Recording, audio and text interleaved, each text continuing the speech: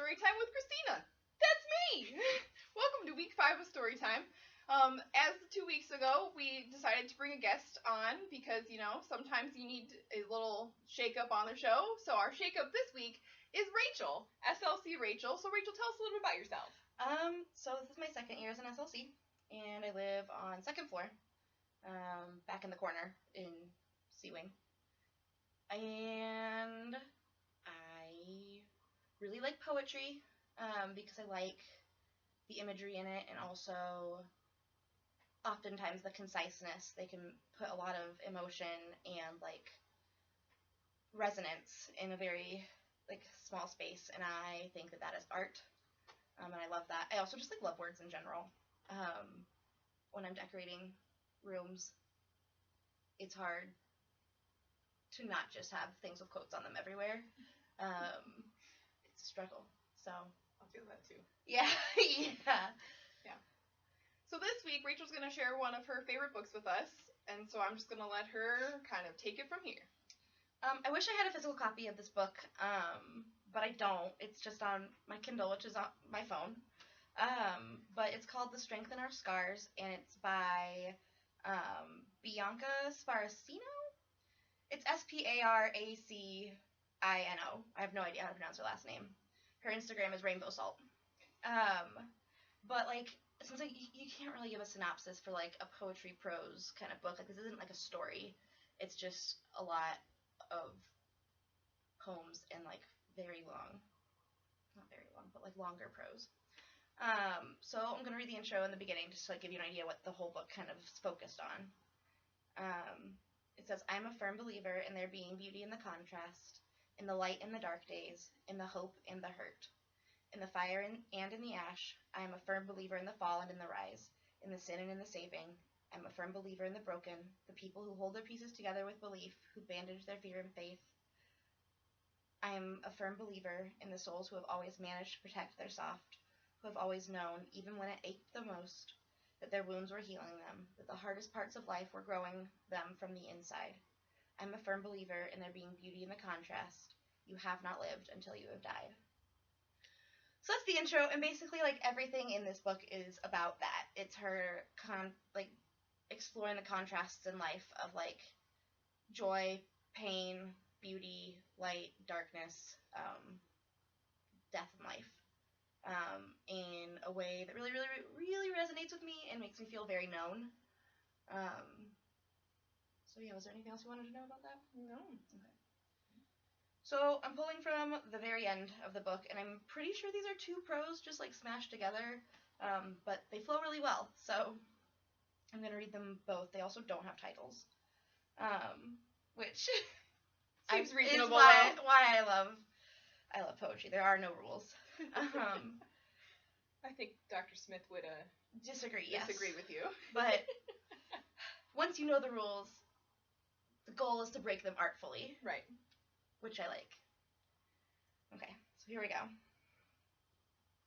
"I wish I could explain what healing feels like.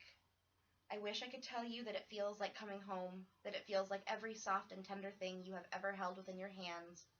I wish I could tell you that healing is the simplest art form, that it is the act of doing this or that it is an equation you could master if you just focused on forgiveness, if you just flayed the hurt from your bone. But healing will never be artistic. It will never be delicate, because healing is the messiest thing you will ever know. Healing feels like digging the dirt out of your soul, like making room for yourself within your own body.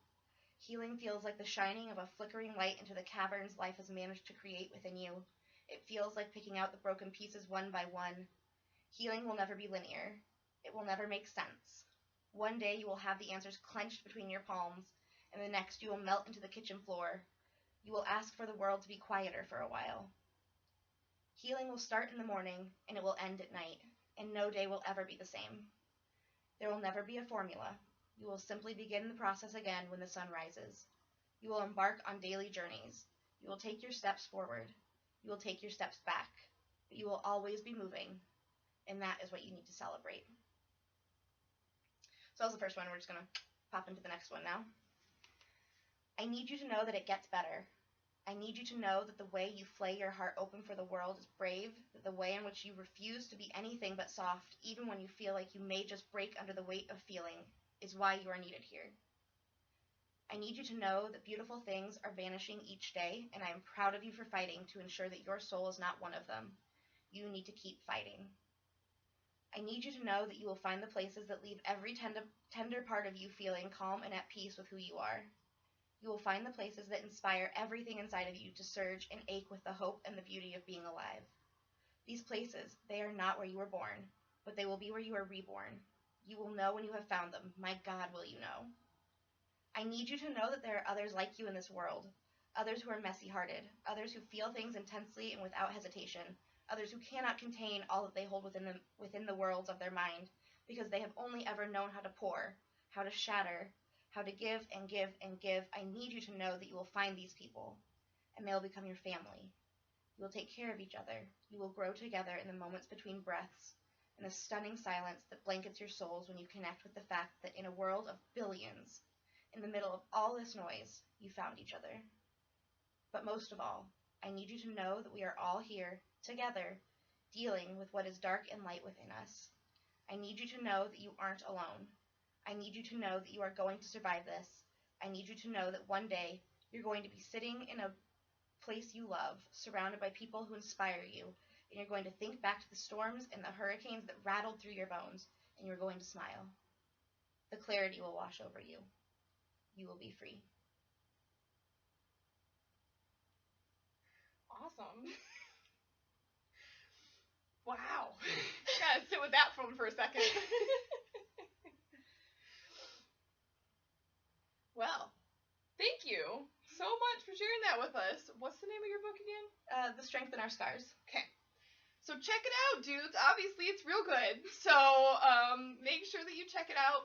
And we have about 2 more weeks left of story time, and then we're going to call it quits. So make sure you're checking out past episodes and be looking for the next 2. Have a good week.